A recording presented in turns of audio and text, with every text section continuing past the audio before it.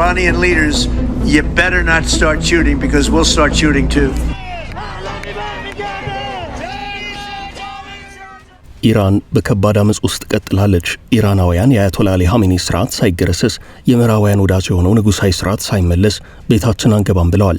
የሚሞቱት ሰዎች ቁጥር ዕለት ዕለት እየጨመረ ነው። ተቃውሞ እንደ እሳት እየተቀጣጠለ ነው። በ111 የኢራን ከተሞችም ተዳርሷል። ተቃውሞ ድፍን 13 ቀናትን አልፎ 14ኛ ቀኑን ይዟል። የዚህ ተቃውሞ ዋነኛ ዓላማ ሃይማኖታዊ መሪው አያቶላ አሊ ኻሜኒን መጣልና በኢራን ከሃይማኖት የተለየ የቀድሞውን የንጉሳዊ አስተዳደር መመለስ ነው።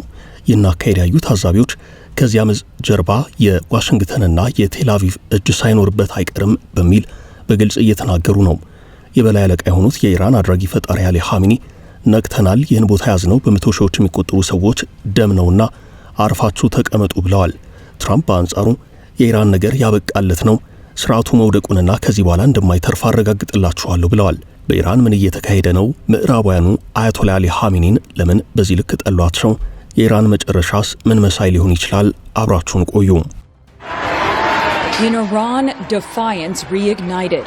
Hundreds of thousands marched across the nation, tearing up flags of the Islamic Republic. ተቃውሞ የበረታባቸው የኢራን የበላይ መሪ አያቶላ አሊ ኻሜኒ መግለጫ እንዲሰጡ ተገደዋል።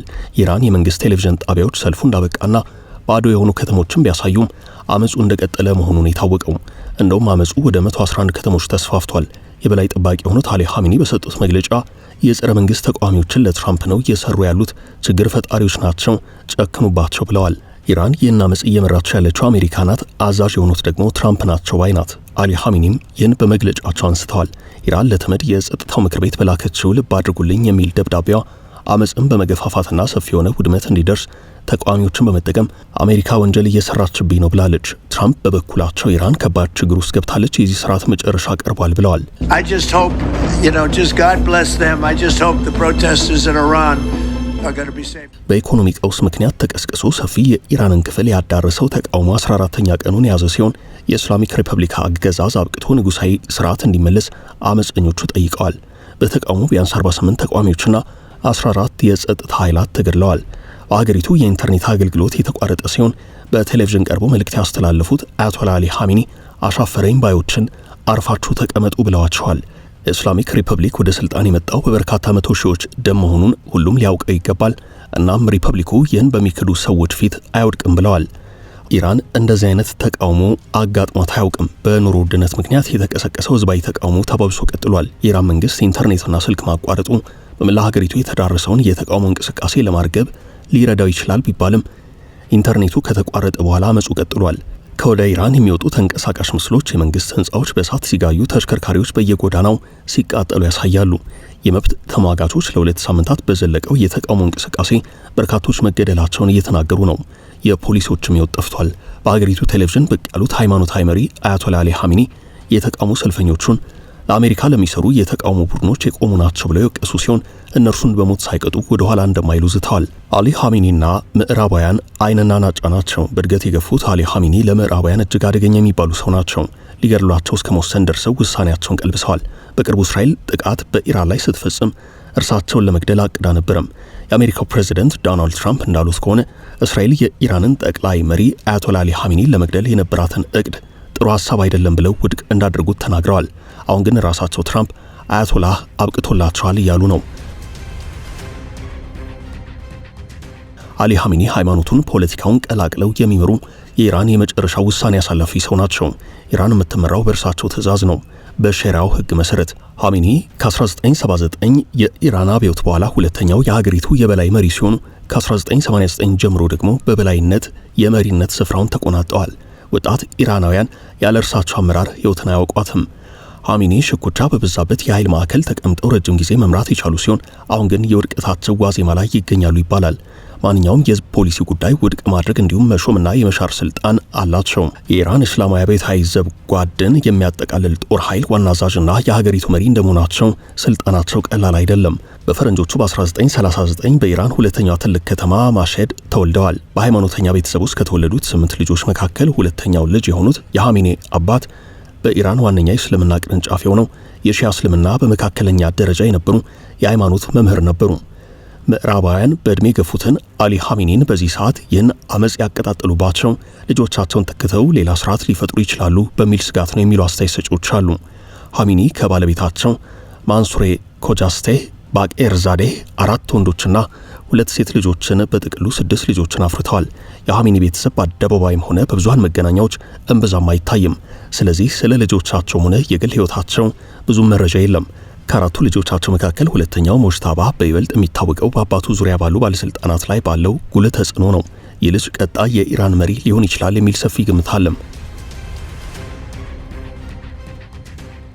ሞጅታባ የሁለተኛ ደረጃ ትምህርቱን የተከታተለው በተለምዶ የእስላማዊ ሪፐብሊክ ከፍተኛ ባለስልጣናት ልጆች በሚማሩበትና በቴህራን በሚገኘው በአላቪ ሁለተኛ ደረጃ ትምህርት ቤት ነው። ምንም እንኳን በብዙሃን መገናኛዎች ትኩረት ባያገኝም በፈረንጆቹ 2000ዎች አጋማሽ ላይ ሞጅታባ በፖለቲካው መስክ ያለው ተጽዕኖ ይበልጥ ግልጽ ሆኖ ነበረም። በ2004 በተካሄደው አጨቃጫቂ ፕሬዝዳንታዊ ምርጫ ትኩረት አግኝቶ ነበረም። ለዚህም ምክንያቱ ታዋቂው ፕሬዝዳንታዊ እጩ መህዲ ካሩቢ ለአያቶላ አሊ ሐሚኒ በጻፉት ደብዳቤ መሐሙድ አህመዲን ነጃድ ለመደገፍ ከመጋረጃው ጀርባ ጣልቃ ገብቷል በሚል ክስ ስለቀረበበት ነው። በፈረንጆቹ ከ2010 ጀምሮ በእስላማዊ ሪፐብሊክ ውስጥ ካሉት በጣም ሀያላን ግለሰቦች መካከል አንዱ ተደርጎ ይቆጠር ነበርም። ዘገባዎች እንደሚያሳዩት የሐሚኒ ተተኪ ለመሆን ተመራጭ መሆኑ ሲነገር ቆይቷል። አሊ ሐሚኒ ንጉስ ባለመሆናቸው ዙፋናቸው ለልጃቸው በቀላሉ ማስተላለፍ አይችሉም። ሞጅታባ በሀገሪቱ ሕገ መንግስታዊ አካላት ላይ የበላይነት ባለውና ከፍተኛ ስልጣንን በያዘው የጠቅላይ መሪውን ቢሮ ጨምሮ አክራሪ በሆኑት በአባቱ ዙሪያ ባለስልጣናት ውስጥ ሳይቀር ከፍተኛ ተሰሚነት አለው። አሁን አሊ ሐሚኒ ታግለው ይህን ስርዓታቸውን አስቀጥለው ለልጆቻቸው ለማስተላለፍ እየታገሉ ነው። አመጹ ሲበረታባቸው ባወጡት መግለጫቸው ኢራን ለአጥፊ አካላት መልስ ለመስጠት አትታቀብም እንገድላለን ብለዋል። ኢራን የመንግስታቱ ድርጅት አምባሳደር አሜሪካ በኢራን የውስጥ ጉዳይ በመዛት በማነሳሳትና ሆነ ብላ ለመረጋጋትና ግጭትም በማበረታታት ጣልቃ እየገባች ነው ሲሉ ለተመድ ባስገቡት ደብዳቤ ወቅሰዋል። ተቃውሞ ከጀመረ ወዲህ ከ48 ተቃዋሚዎች ግድያ ባለፈ 2277 ሰዎች መታሰራቸውን መገኛውን አሜሪካ ያደረገውና ሄርና የተባለ የዜና ወኪል ገልጿል። በኖርዌይ የተመሰረተው የኢራን የሰብአዊ መብቶች ድርጅት ደግሞ ሕፃናትን ጨምሮ ቢያንስ 51 ተቃዋሚዎች ተገድለዋል ብሏል። ኢራን ውስጥ አሁን ኢንተርኔቱም ስለተቋረጠ በትክክል ምን እየተካሄደ እንዳለ ለማወቅ አስቸጋሪ ነው። እንዲያም ሆኖ በአንዳንድ አካባቢዎች በኤለን መስክ ፕሮጀክት ስር በሚተዳደረው ስታርሊንክ በተሰኘው የኢንተርኔት አገልግሎት ሰጪ ተቋም አማካኝነት በኢራን ውስጥ የተገደበ የኢንተርኔት አገልግሎት ስለመኖሩ የሚወጡ መረጃዎች አሉ። እንዲያም ሆኖ ብዙሃኑ ኢራናዊ ከኢንተርኔት አገልግሎት ውጭ ስለመሆኑ ታውቋል። ቢቢሲና አብዛኞቹ ዓለም አቀፍ ብዙሃን መገናኛዎች ኢራን ውስጥ ሆነው መዘገብ ተከልክለዋል። የዩናይትድ ኪንግደም፣ የጀርመንና የፈረንሳይ መሪዎች በጋራ በወጡት መግለጫ በኢራን አመጽ በሀገሪቱ የጸጥታ ኃይላት እየተወሰደ ያለው እርምጃ እጅግ አሳስቦናል ብለዋል። የመንግስታቱ ድርጅት ቃል አቀባይ ስቴቨን ዱጃሪክ ተመድ በጠፋው ሕይወት መጨነቁን ተናግረዋል። ሰዎች በየትኛውም የዓለም ክፍል ተቃውሟቸውን በሰላማዊ መንገድ የማሰማት መብት አላቸው እና መንግስታት ይህን መብት የመጠበቅ ይህን መብት መከበሩን የማረጋገጥ ኃላፊነት አለባቸው ብለዋል። ይህ በዚህ እንዳለ የኢራን የጸጥታና የፍትህ ባለስልጣናት ተደጋጋሚና የተቀናጀ ማስጠንቀቂያ ያወጡ ሲሆን የኢራን ዋነኛ የጸጥታ ኃይል ከፍተኛ ብሔራዊ ጸጥታ ምክር ቤቱ ተንኮለኞች ያለ ምህረት ይቀጣሉ ብለዋል።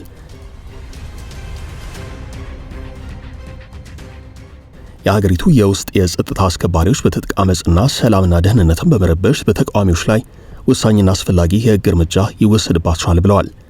ተቃዋሚዎች በመላ ሀገሪቱ ተቃውሟቸውን እያሰሙ ሲሆን ተቃውሞ እየተደረገባቸው ያሉት ከተሞች ከ100 በላይ ደርሰዋል። ኢራን ከፍተኛ የነዳጅ ሀብት ያላት ሀገር ስትሆን ከአሜሪካ ጋር በገባችበት ጠብ ምክንያት መሸጥ አትችልም።